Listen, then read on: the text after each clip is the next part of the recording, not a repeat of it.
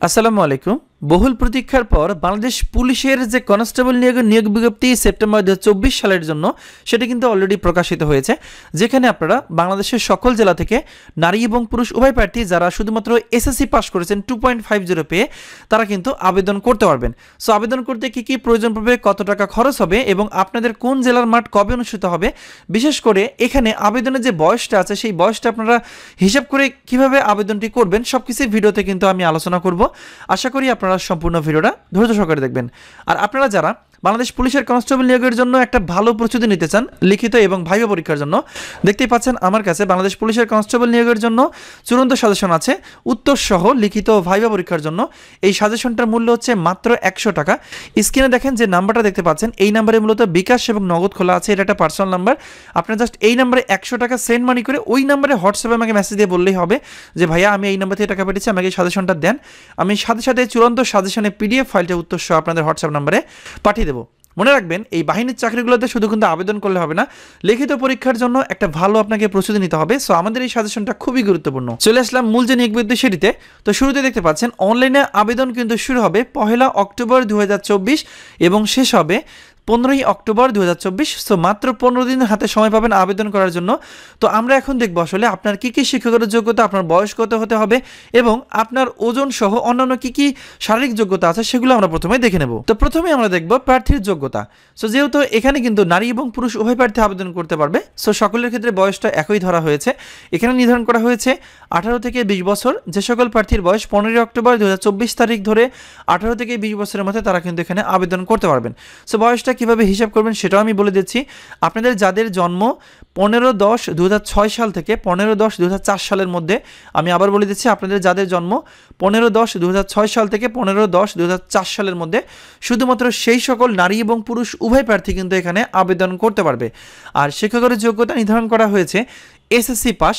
যে কোনো শিক্ষা বোর্ডের আওতায় যদি আপনি এসএসসি পাস করে থাকেন 2.50 পেয়ে, সেটা মাদ্রাসার থেকে হতে পারে, সেটা টেকনিক্যাল বোর্ড থেকে হতে পারে, সেটা জেনারেল বোর্ড থেকে হতে পারে, সেটা বাংলাদেশ উন্মুক্ত বিশ্ববিদ্যালয় হতে পারে, যে কোনো শিক্ষা বোর্ডের আওতায় যদি আপনি এসএসসি পাস করে থাকেন 2.50 তাহলে কিন্তু আপনি এখানে আবেদন করতে পারবেন বিজ্ঞান, মানবিক, ব্যবসায় শিক্ষা শাখা যে কোনো শাখা থেকে। ঠিক আছে।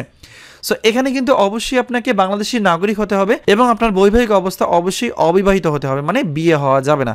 এবার আসি শারীরিক মাপ। এটা কিন্তু খুবই গুরুত্বপূর্ণ।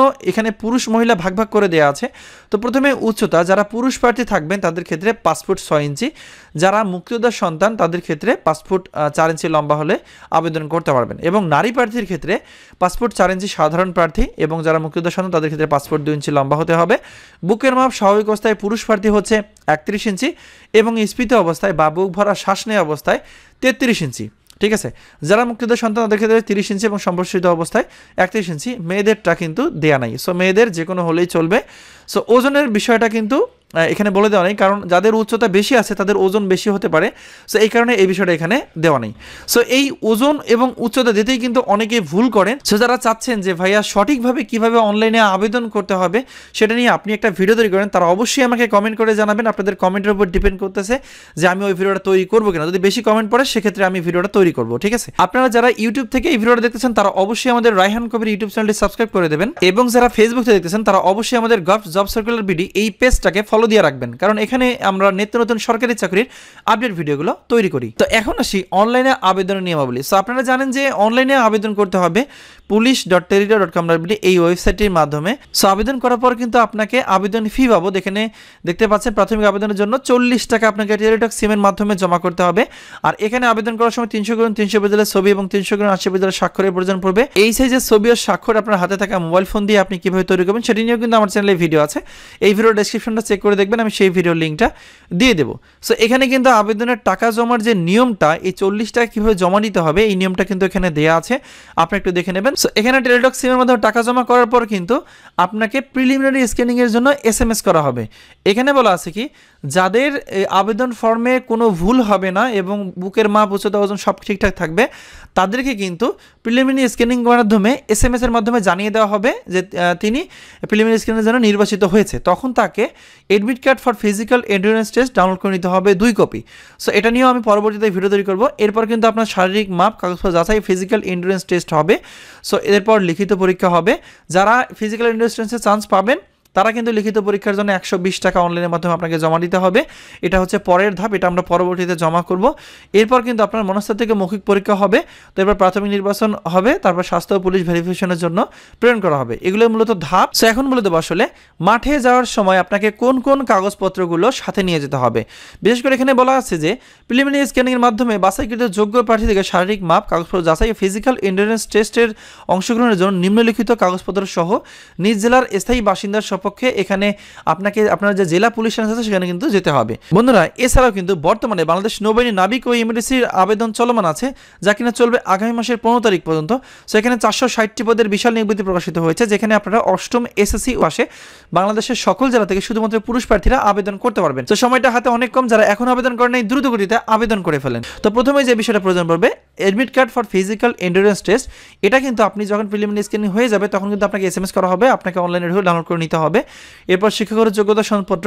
শিক্ষাগত যোগ্যতা সনদপত্র হচ্ছে আপনার যে সার্টিফিকেট, সাময়িক হোক বা মূল সার্টিফিকেট হোক, সেটার মূল কপি থেকে ফটোকপি করে নিতে হবে। এবং এখানে বলা আছে সর্বশেষ শিক্ষা প্রতিষ্ঠান প্রদান কর্তৃক প্রদত্ত চারিত্রিক সনদপত্রের মূল কপি। মানে আপনি যদি এসএসসি পাস করে থাকেন, এখন কলেজে ভর্তি আছেন, তাহলে কিন্তু আপনার সর্বশেষ শিক্ষা প্রতিষ্ঠান হবে আপনার স্কুল। আপনি যদি ইন্টার পাস করে থাকেন আপনি তাহলে কিন্তু আপনার কলেজ হবে আপনার সর্বশেষ শিক্ষা প্রতিষ্ঠান। সো যার যেটা সর্বশেষ শিক্ষা প্রতিষ্ঠান সে অনুযায়ী আপনাকে চারিত্রিক সনদপত্র নিতে হবে, ঠিক আছে। এরপর আপনার নাগরিকত্ব সনদ দিতে হবে, যেখানে আপনার ইউনিয়ন পরিষদ চেয়ারম্যান এর স্বাক্ষর থাকতে হবে, ঠিক আছে। এর মূল কপি সাথে নিতে হবে। অভিভাবক সম্মতিপত্র, আইনানুগ অভিভাবক কর্তৃক প্রদত্ত সম্মতিপত্র পুলিশ ওয়েবসাইটের নমুনা অনুযায়ী। সো এই অভিভাবক অনুমতিপত্র অবশ্যই আপনি নিতে হবে, কারণ আপনি যে বাংলাদেশ পুলিশে জয়েন করতে চান এই মর্মে আপনাকে একটা সম্মতিপত্র দিতে হবে, যেটাতে আপনার অভিভাবক স্বাক্ষর করে দেবে এবং সেই সাথে আপনাকে এটি কিন্তু মূল কপি নিয়ে যেতে হবে। এরপর জাতীয় পরিচয়পত্র। প্রার্থীর জাতীয় পরিচয়পত্রের মূল কপি, যদি প্রার্থীর জাতীয় পরিচয়পত্র না থাকে তাহলে প্রার্থীর পিতা অথবা মাতার জাতীয় পরিচয়পত্রের মূল কপি সাথে নিয়ে যেতে হবে। এরপর ছবি, সরকারি গেজেটেড কর্মকর্তাগুলি সত্যায়িত 3 কপি সদ্য তোলা পাসপোর্ট সাইজের রঙিন ছবি সাথে নিয়ে যেতে হবে। মানে এই গেজেটেড কর্মকর্তা কারা, যারা বিসিএস ক্যাডার, বিভিন্ন সরকারি কলেজের বা মেডিকেল অফিসার, আপনার উপজেলা স্বাস্থ্য কমপ্লেক্সের কিন্তু এই মেডিকেল অফিসার যারা আছে তারা কিন্তু বিসিএস ক্যাডার। সো তাদের মাধ্যমে আপনারা কিন্তু এটা সত্যায়ন করে নিতে পারেন, ঠিক আছে। এরপর আসি যাদের কোটা থাকবে তাদের কোটার সপক্ষে ডকুমেন্ট নিয়ে যেতে হবে। এরপর যারা ক্ষুদ্র নিগোষ্ঠী কোটা আবেদন করবে তাদের ক্ষেত্রে কোটার সপক্ষে আপনাকে ডকুমেন্ট নিয়ে যেতে হবে। যারা শারীরিক প্রতিবন্ধী কোটা আবেদন করবেন তাদের ক্ষেত্রে অবশ্যই সুবর্ণ নাগরিক কার্ড মূল কপি সাথে নিতে হবে। এবং যারা তৃতীয় লিঙ্গের আবেদন করবে তাদেরকে জেলা সিভিল সার্জনের কার্যালয় থেকে প্রত্যয়নপত্র দিতে হবে। চাকরিজীবী প্রার্থীর ক্ষেত্রে অনুমতিপত্র দিতে হবে, এটা সবার জন্য প্রযোজ্য নয়। সো মোটামুটি এই যে উপরের এই যে 7টা পেপার, এই 7টা পেপার কিন্তু আপনাকে সাথে নিয়ে যেতে হবে মাঠ করার সময়। সো এখন বলে দেবো আসলে কার মাঠ কোন দিন কোথায় অনুষ্ঠিত হবে। সো এখানে দেখেন শারীরিক মাপ, কাগজপত্র যাচাই ও ফিজিক্যাল এন্ডুরেন্স টেস্টের জন্য লিখিত ও মনস্তাত্ত্বিক মৌখিক পরীক্ষার সময়সূচি কিন্তু দেওয়া হয়েছে। সো এখানে দেখতে পাচ্ছেন মাদারীপুর, কিশোরগঞ্জ, রাঙ্গামাটি, ব্রাহ্মণবাড়িয়া, ঝিনাইদহ, নড়াইল, সিরাজগঞ্জ, চাঁপাইনবাবগঞ্জ, কুড়িগ্রাম, সুনামগঞ্জ, জামালপুর, ফরিদপুর, টাঙ্গাইল, কুমিল্লা, খাগড়াছড়ি, খুলনা। সো এই কয়েকটা জেলার শারীরিক মাপ, কাগজপত্র যাচাই ও ফিজিক্যাল এন্ডুরেন্স টেস্ট অনুষ্ঠিত হবে 25 থেকে 27 অক্টোবর 2024 সকাল 8 ঘটিকায়। সো এখানে কিন্তু দেখতে পাচ্ছেন এখানে 3টা দিন কিন্তু আপনাকে যেতে হবে, 3 দিনে কিন্তু যেতে হবে। অনেকেই ভাবতে পারেন যে ভাই আমি 26 তারিখ গেলে হবে না, আসলে না। আপনার শারীরিক মাপ হবে 25 তারিখ, কাগজপত্র যাচাই হবে 26 তারিখ এবং ফিজিক্যাল এন্ডুরেন্স টেস্ট হবে 27 তারিখে। সো বিষয়টা মাথায় রাখবেন, আপনাকে কিন্তু 3 দিনে যেতে হবে। সো এরপর এই কয়েকটা জেলার লিখিত পরীক্ষা অনুষ্ঠিত হবে 12 নভেম্বর 2024 সকাল 10টায় এবং মনস্তাত্ত্বিক মৌখিক পরীক্ষা অনুষ্ঠিত হবে 19 নভেম্বর 2024 সকাল 10টায়। এরপর সাতক্ষীরা, নওগাঁ, জয়পুরহাট, পঞ্চগড়, হবিগঞ্জ, নেত্রকোনা, ঢাকা, রাজবাড়ী, ফেনী, লক্ষ্মীপুর, চুয়াডাঙ্গা, বরগুনা, দিনাজপুর, সিলেট, ঝালকাঠি, পটুয়াখালী এই কয়েকটা জেলার মাঠ অনুষ্ঠিত হবে 29, 30, 31 অক্টোবর 2024 সকাল 8টায়। আপনাদের কিন্তু 3 দিনে যেতে হবে, মাথায় রাখবেন। এই 3 দিনের কিন্তু একদিন যদি আপনি না যান সেক্ষেত্রে আপনি বাদ পড়ে যাবেন, ঠিক আছে। সো এই কয়েকটা জেলার কিন্তু লিখিত পরীক্ষা অনুষ্ঠিত হবে 17 নভেম্বর 2024 সকাল 10টায় এবং মনস্তাত্ত্বিক মৌখিক পরীক্ষা অনুষ্ঠিত হবে 24 নভেম্বর 2024 সকাল 10টায়। এরপর নারায়ণগঞ্জ, মুন্সিগঞ্জ, কক্সবাজার, মেহেরপুর, নাটোর, লালমনিরহাট, গাইবান্ধা, শেরপুর, ভোলা, বরগুনা, ময়মনসিংহ, গাজীপুর, শরীয়তপুর, মানিকগঞ্জ, গোপালগঞ্জ, বান্দরবান এই কয়েকটা জেলার পরীক্ষা অনুষ্ঠিত হবে 1 থেকে 3 নভেম্বর 2024 সকাল 8টা এবং লিখিত পরীক্ষা অনুষ্ঠিত হবে 22 নভেম্বর 2024 সকাল 10টা। মনস্তাত্ত্বিক ও মৌখিক পরীক্ষা অনুষ্ঠিত হবে 29 নভেম্বর 2024 সকাল 10টা। নোয়াখালী, বাগেরহাট, যশোর, রাজশাহী, ঠাকুরগাঁও, নীলফামারী, মৌলভীবাজার, নরসিংদী, চাঁদপুর, চট্টগ্রাম, কুষ্টিয়া, মাগুরা, পাবনা, রংপুর, পিরোজপুর, বরিশাল 4 থেকে 6 নভেম্বর 2024 সকাল 8টা এবং লিখিত পরীক্ষা অনুষ্ঠিত হবে 27 নভেম্বর 2024 সকাল 10টা। মনস্তাত্ত্বিক এবং মৌখিক পরীক্ষা অনুষ্ঠিত হবে 4 নভেম্বর 2024 সকাল 10টা। সো আমি আবারও বলে দিচ্ছি, আপনাদের মাঠ কিন্তু আপনাদের যে জেলা, নিজ নিজ জেলা যে পুলিশ লাইন্স আছে সেখানে কিন্তু অনুষ্ঠিত হবে। আশা করি আপনারা বিষয়টা বুঝতে পেরেছেন। আর আপনারা অনেকে আমাকে প্রশ্ন করতে পারেন এই নিয়োগ বিজ্ঞপ্তিটি কোথায় প্রকাশিত হয়েছে। মূলত এই নিয়োগ বিজ্ঞপ্তিটি বাংলাদেশ প্রতিদিন পত্রিকা 27 সেপ্টেম্বর 2024 তারিখের শেষের পৃষ্ঠা বা 12 নম্বর পৃষ্ঠায় কিন্তু প্রকাশিত হয়েছে। তো বন্ধুরা, এই ছিল বাংলাদেশ পুলিশের সেপ্টেম্বর মাসে 2024 সালের যে নতুন নিয়োগ বিজ্ঞপ্তি প্রকাশিত হয়েছে সেটি সম্বন্ধে আমি এ টু জেড আলোচনা করেছি।